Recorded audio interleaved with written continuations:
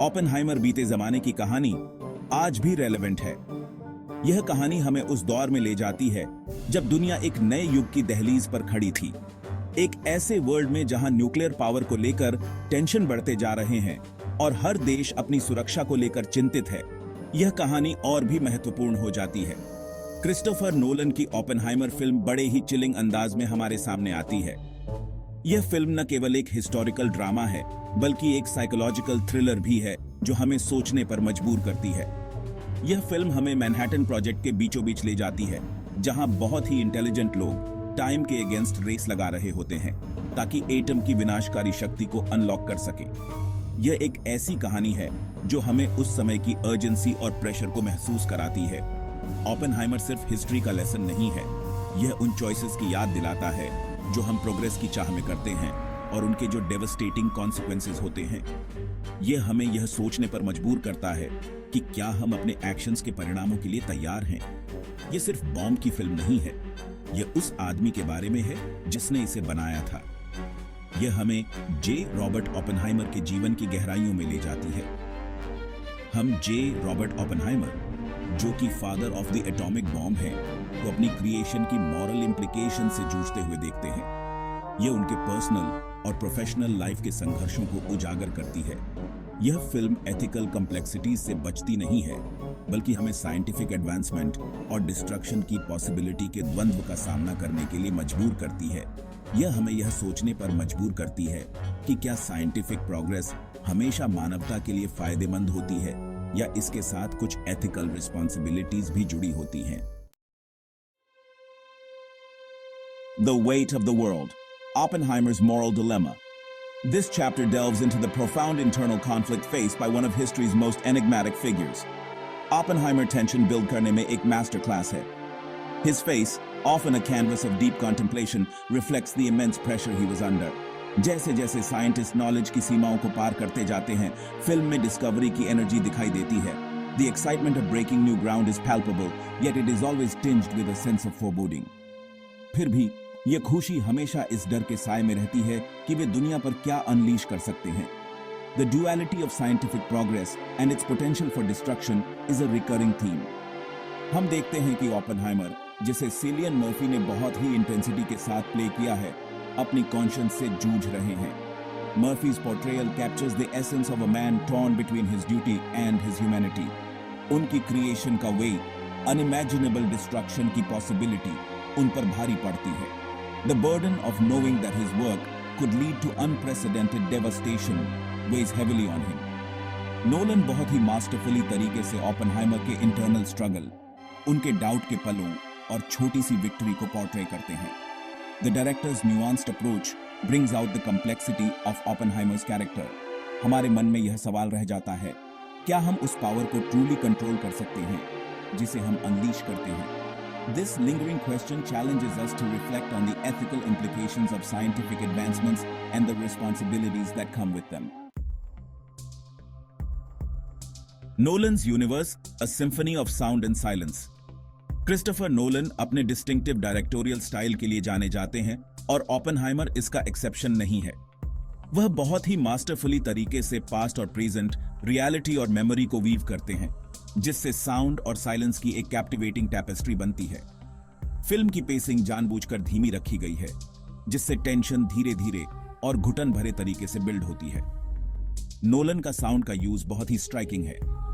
Trinity test से पहले की साइलेंस डेफनिंग है, जो एंटिसिपेशन और ड्रेड को और बिरहा देती है, और जब बॉम्ब आखिरकार एक्सप्लोड होता है तो साउंड बहुत ही विसरल होता है, जो हमें हमारी कोर तक हिला देता है। ओपेनहाइमर एक सेंसरी एक्सपीरियंस है जो क्रेडिट्स रोल होने के बाद भी आपके साथ रहती है। Cillian Murphy, a performance for the ages. Cillian Murphy ने जे रॉबर्ट ओपेनहाइमर के रूप में एक करियर डिफाइनिंग परफॉर्मेंस दी है। वह फिजिसिस्ट की ब्रिलियंस, करिश्मा और उनके क्रिपलिंग इंटरनल कॉन्फ्लिक्ट को बहुत ही गहराई और न्यूआंस के साथ एम्बॉडी करते हैं। मर्फी का ओपेनहाइमर न तो हीरो है और न ही विलेन, बल्कि एक ऐसा इंसान है जो अपने एक्शंस के कॉन्सिक्वेंसेस से जूझ रहा है। उनकी पियर्सिंग ब्लू आईज कई सारी इमोशंस को कन्वे करती हैं, एक्साइटमेंट, फियर, डाउट और अंत में रिग्रेट का एक गहरा सेंस। मर्फी की परफॉर्मेंस फिल्म का इमोशनल कोर है जो नैरेटिव को एंकर करती है और हमें ओपेनहाइमर के टुमल्चुअस इनर वर्ल्ड में ले जाती है। ओपेनहाइमर में बहुत से टैलेंटेड एक्टर्स हैं और हर एक्टर ने मेमोरेबल परफॉर्मेंस दी है। एमिली ब्लंट ने रॉबर्ट की वाइफ किटी ओपेनहाइमर का रोल बहुत ही खूबसूरती से निभाया है, जो उनके साथ उन टर्मोइल और सीक्रेट्स के बावजूद खड़ी रहती है जो उनकी मैरिड लाइफ में है। मैट डेमन ने जनरल लेस्ली ग्रोव्स, जो कि मैनहट्टन प्रोजेक्ट के मिलिट्री हेड हैं, का रोल बहुत ही न्यूआंस के साथ प्ले किया है। रॉबर्ट डाउनी जूनियर ने लुइस स्ट्राउस, जो कि एटॉमिक एनर्जी कमीशन के कॉम्प्लेक्स और एम्बिशियस चेयरमैन हैं, का रोल बहुत ही बखूबी निभाया है, जिनका ओपेनहाइमर के साथ रिलेशनशिप एक ड्रामेटिक टर्न लेता है। एक्टर्स के बीच की केमिस्ट्री साफ दिखाई देती है, जो पहले से ही रिच नैरेटिव में डेप्थ और कॉम्प्लेक्सिटी ऐड करती है। ओपेनहाइमर सिर्फ एक टेक्निकल मार्वल नहीं है, यह एक विजुअल मास्टरपीस है। होयट वैन होयटमा की सिनेमेटोग्राफी ब्रेथटेकिंग है, जो न्यू मैक्सिको के डेजर्ट की स्टार्क ब्यूटी और एटॉमिक बॉम्ब की ऑ इंस्पायरिंग पावर को कैप्चर करती है। फिल्म की विजुअल लैंग्वेज स्टनिंग और अनसेटलिंग दोनों है, जो सब्जेक्ट मैटर की ड्युअलिटी को रिफ्लेक्ट करती है। कलर का यूज बहुत ही स्ट्राइकिंग है। फिल्म वाइब्रेंट कलर सीक्वेंसेस, जो ओपेनहाइमर की प्री वॉर लाइफ को डिपिक्ट करती हैं, और stark black and white scenes, जो मैनहट्टन प्रोजेक्ट की ग्रेविटी रिप्रेजेंट करती हैं, के बीच शिफ्ट करती है। यह विजुअल कॉन्ट्रास्ट फिल्म के लाइट और डार्कनेस, क्रिएशन और डिस्ट्रक्शन के एक्सप्लोरेशन पर और जोर देती है। Bollywood and beyond, a universal story of ambition and morality. हालांकि ओपेनहाइमर अमेरिकन हिस्ट्री पर बेस्ड है, लेकिन इसके थीम्स नेशनल बॉर्डर से कहीं आगे तक रेजोनेट करते हैं। यह फिल्म यूनिवर्सल ह्यूमन एक्सपीरियंसेस को एक्सप्लोर करती है, एम्बिशन, मोरालिटी, नॉलेज की चाह और अनजाने में हुए कॉन्सिक्वेंसेस का बर्डन। ये थीम्स बॉलीवुड में भी उतने ही रेलेवेंट हैं जितने हॉलीवुड में। जरा सोचिए, एक बॉलीवुड फिल्म जो होमी जे भाभा, जो कि father of India's nuclear programme है, की लाइफ को एक्सप्लोर करे। यह film political pressures, ethical dilemmas और इतने पावरफुल वेपन को डेवलप करने में हुई पर्सनल सैक्रिफाइसेस को दिखा सकती है। ओपेनहाइमर यह प्रूव करती है कि साइंस और मोरालिटी के बारे में स्टोरीज में कल्चरल बाउंड्रीज को पार करने की ताकत होती है। Oppenheimer in India, will it resonate with audiences? Oppenheimer दुनिया भर में, इंडिया में भी कॉन्वर्सेशन स्टार्ट करने और इमेजिनेशंस को इग्नाइट करने के लिए तैयार है। न्यूक्लियर पावर, साइंटिफिक रिस्पॉन्सिबिलिटी और वॉर की ह्यूमन कॉस्ट का फिल्म का एक्सप्लोरेशन एक ऐसे देश में पार्टिकुलर रेलेवेंस रखता है जिसका न्यूक्लियर वेपन्स के साथ अपना कॉम्प्लेक्स हिस्ट्री रहा है। इंडियन ऑडियंसेस जो ऐसी सिनेमा पसंद करने के लिए जाने जाते हैं जो गंभीर इश्यूज को टैकल करती है, कि ओपेनहाइमर से कैप्टिवेटेड होने की संभावना है। हिस्टोरिकल ड्रामा, साइंटिफिक इंट्रीग और मॉरल कॉम्प्लेक्सिटी का फिल्म का ब्लेंड उन व्यूअर्स को जरूर पसंद आएगा जो थॉट प्रोवोकिंग और विजुअली स्टनिंग सिनेमा पसंद करते हैं। The verdict, a cinematic triumph not to be missed. Oppenheimer बस एक फिल्म से बढ़कर है। यह एक एक्सपीरियंस है। यह एक विसरल, थॉट प्रोवोकिंग और अल्टीमेटली अनफॉरगेटेबल सिनेमैटिक ट्रायम्फ है, जो थिएटर से बाहर आने के बाद भी आपके साथ रहती है। क्रिस्टोफर नोलन ने एक और मास्टरपीस डिलीवर की है, एक ऐसी फिल्म जिसे देखना और डिस्कस करना जरूरी है। अपने stellar cast, breathtaking visuals और टाइमली थीम्स के साथ ओपेनहाइमर उन सभी के लिए मस्ट वॉच है जो सिनेमा को अप्रिशिएट करते हैं।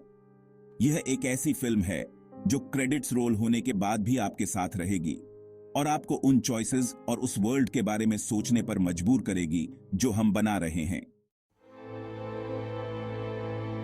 Final thoughts, Oppenheimer's enduring legacy. Oppenheimer atomic bomb की एंड्यूरिंग लेगेसी की एक पावरफुल रिमाइंडर है। यह लेगेसी सिर्फ एक साइंटिफिक अचीवमेंट नहीं है, बल्कि एक मॉरल और एथिकल चैलेंज भी है। यह हमें अपनी हिस्ट्री की अनकंफर्टेबल ट्रूथ्स का सामना करने और उन एथिकल डिलेमास से जूझने के लिए मजबूर करती है जो आज भी हमारे प्रेजेंट को शेप कर रही है। यह हमें सोचने पर मजबूर करती है कि हम अपने एक्शंस के लिए कितने जिम्मेदार हैं। यह फिल्म सिनेमा की पावर का एक टेस्टमेंट है जो एजुकेट, प्रोवोक और उन इश्यूज पर डायलॉग इंस्पायर करती है जो मैटर करते हैं। यह हमें उन सवालों से रूबरू कराती है जो हम अक्सर अवॉइड करते हैं। आज जब हम एक अनसर्टेन फ्यूचर का सामना कर रहे हैं, ओपेनहाइमर हमें उन चॉइसेस और उनके कॉन्सिक्वेंसेस की याद दिलाती है। यह हमें सोचने पर मजबूर करती है कि हम अपने फ्यूचर को कैसे शेप करना चाहते हैं। यह एक ऐसी फिल्म है जो हमारे साथ रहेगी और हमसे खुद से ये सवाल पूछने पर मजबूर करेगी, हम प्रोग्रेस के लिए क्या कीमत चुकाने को तैयार हैं?